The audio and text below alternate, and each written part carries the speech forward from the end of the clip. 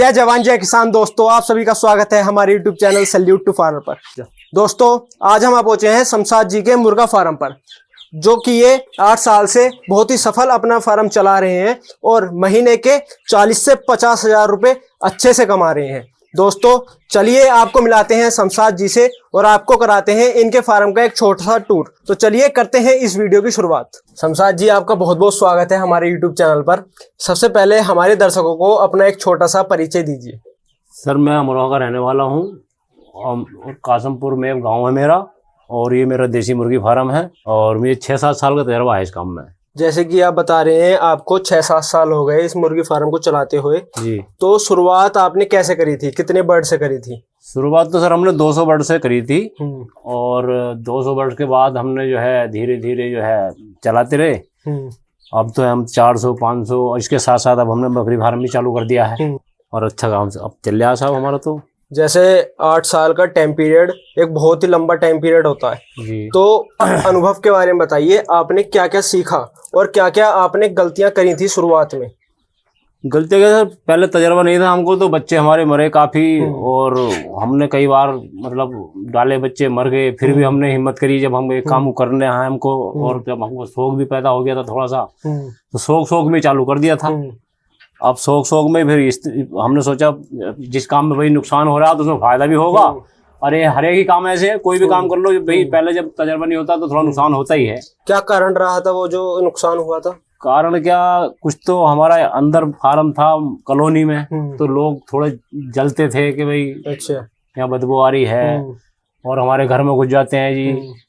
तो कुछ लोगों ने दवाई ववाई डालकर कुछ पैसे मारे हमारे, तो हमने फिर अब थोड़ा जंगल में को आगे किया ये काम।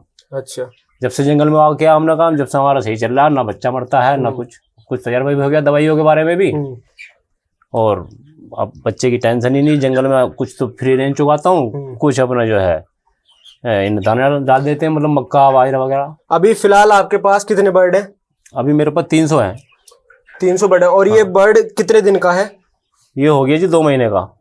जैसे कि आप बता रहे थे कि आपके पास हैचरी भी है, हाँ। तो ये आपके ही घर का बर्ड है या आप कहीं से चूजा लाए थे? ये हम अपनी हैचरी में बच्चा निकालते हैं। अच्छा। अभी हमारे पीछे मुर्गियां थी तो 400-500 वो हमने बेच दी, मतलब बिक गई हमारे, निकल गया वो लोड हमारा। तो अब हमने नया डाला, देसी का बर्ड डाला। अब की बार हमने पहले डबल FG का डालते थे हम, अब हमने डाला देसी का ये, क्योंकि देसी में बीमारियां भी कम है इसमें और इसका खर्चा भी कम है पालने का। तो अब इसी का बच्चा हैचरी में लगाएंगे, इसी का बच्चा निकाले करेंगे। अच्छा। आप जो बता रहे हैं कि आपने अभी लोट सेल करा है, हाँ। वो कितने बर्ड का सेल करा है? वो लगभग 500 थे वो। तो उसमें आपको कितना मुनाफा हुआ था? मुनाफा लगभग 50,000 का हो गया था उसमें। वो कौन सी ब्रीड थी मुर्गी वो की? डबल FG था वो। और ये भी डबल FG है? ये डबल FG नहीं, ये देसी सोनाली है। ये देसी सोनाली है। ये उससे अच्छा है। तो हम नॉलेज करते करते पता लगती है, पहले डबल FG पे काम करते रहे, अब जब से हमको ये डाला हमने तो हमें उससे अच्छा ये लग रहा है अब। अच्छा। हाँ। तो ये किस बात में आपको उससे ज्यादा अच्छा लग रहा है? इसकी अंडे की देने की कैपेसिटी ज्यादा है क्या है? अंडे की कैपेसिटी तो सर इतनी होती है जितनी उसकी है इतनी इसकी है। सब बकवास करते हैं लोग, कहते हैं जी ये कम देती है वो ज्यादा देती है, ऐसा कुछ नहीं है। अंडा तो है खिलाई के ऊपर, जो सही खिलाई करेगा तो अंडा इससे भी रोज ले, और जब खिलाई नहीं करेगा तो अंडा एक दिन छोड़ कर देगी फिर ये।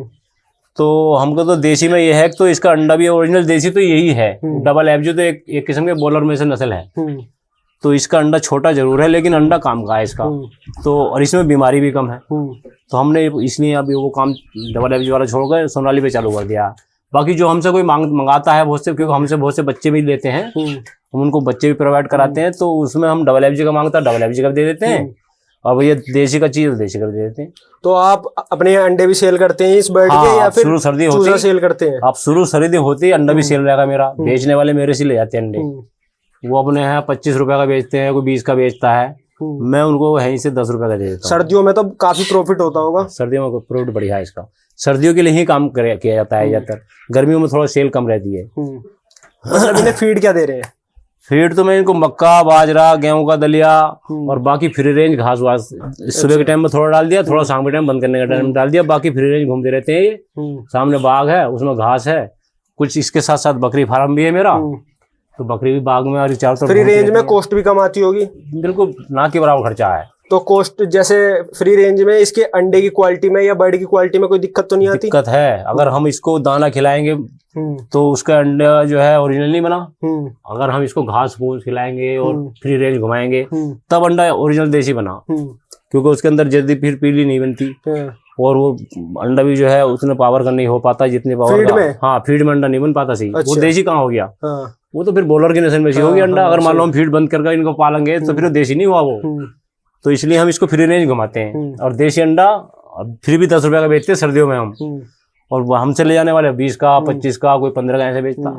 थोड़ा सा इसकी मार्केटिंग के बारे में बताइए। मार्केटिंग का मसला ये है सर, मार्केटिंग का तो इसमें सब्र करना पड़ता है इस काम में। ये ऐसे तो है नहीं, मान लो अगर आप एकदम इसको बेचना चाहोगे बिक तो जाएगा, लेकिन आप इसमें फायदा नहीं कमा पाओगे। इकट्ठे में कोई लेता नहीं जल्दी से। अगर आप इसको रिटेल में बेचते रहोगे थोड़ा थोड़ा रिटेल में, तो इसमें आप फायदा उठाओगे। और आपको मान लो जैसे कोई दुकानदार है उनके संपर्क में आ जाओ, वो भी 5-5 10-10 मुर्गे ले जाते रहते हैं और मुर्गियां हम अंडे के लिए रोकते रहते हैं अपनी, तो मुर्गे वो ले जाते हैं दुकानदार। तो हमको तो इसको रिटेल में बेचते हैं।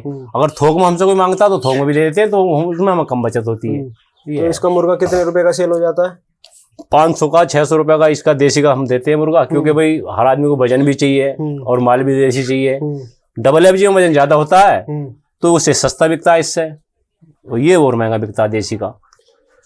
तो ओवरऑल अगर देखा जाए तो आप इस काम से संतुष्ट हैं? हाँ जी, मैं तो बहुत संतुष्ट हूँ इससे, क्योंकि मैं तो अब इस काम के अलावा कहीं जाता ही नहीं, अपने घर रहता हूँ, इसी में अपना इन्हें चुबाते रहता हूँ। आप कुछ और भी कर रहे हैं या फिलहाल इन पे ही फोकस है? फिलहाल मैं तो इन पे ही फोकस है, इस पे और बकरी फार्म पर, दो पे ही फोकस है मेरा। तो अब बकरी फार्म मैंने अभी चालू किया है, ये पहले से मेरा 7 साल से पुराना काम हो गया है।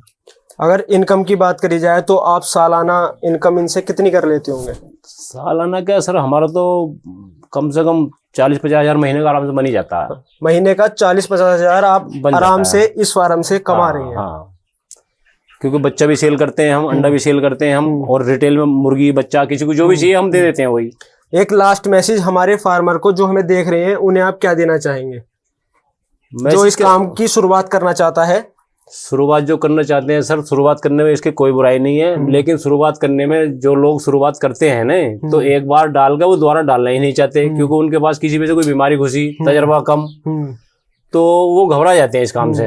अब घबराने से तो कोई काम होता नहीं, तो इस काम से घबराना नहीं चाहिए। मैं तो ये कहता हूँ आपके दर्शक, जो भी इसमें दर्शक आपके देख रहे हैं, देखने वाली आपके यूट्यूब चैनल के माध्यम से, कि इस काम को करें, लेकिन सब्र और तसल्ली के साथ करें, और इसकी साफ सफाई का बहुत जबरदस्त ध्यान रखें, तब बीमारी इसमें कोई नहीं आएगी। अब साफ सफाई नहीं है तो इसलिए बीमारी आती है इसमें। बाकी काम करने में कोई बुराई नहीं, काम सब अच्छे हैं, करने वाला अच्छा होना चाहिए थोड़ा, बस ये। अगर किसी फार्मर को चूजा चाहिए आपसे, तो आप उसकी कैसे सहायता करेंगे?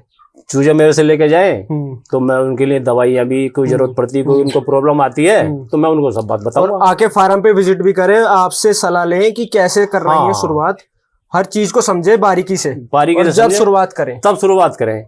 एकदम से पैसा ज्यादा नहीं डालें इसमें, पहले थोड़ा सा डालने के बाद तजर्बा करें, 100-200 बच्चे डाल के, ताकि उनको थोड़ा तजर्बा खुद को हो जाएगा, तो दूसरे का दिमाग भी नहीं चाटेंगे वो, अन्ना तो वो दूसरे का दिमाग चाटेंगे और वो बंद करके बैठ जाएंगे अपना। तो इसलिए आप जो है इस काम को कोई भी आदमी करता है, नुकसान उसी आदमी को है जो आदमी इस काम से जो एक बार डाला दोबारा डालने की हिम्मत नहीं करता, यानी कि बिजनेस डरने वाला आदमी कर नहीं सकता।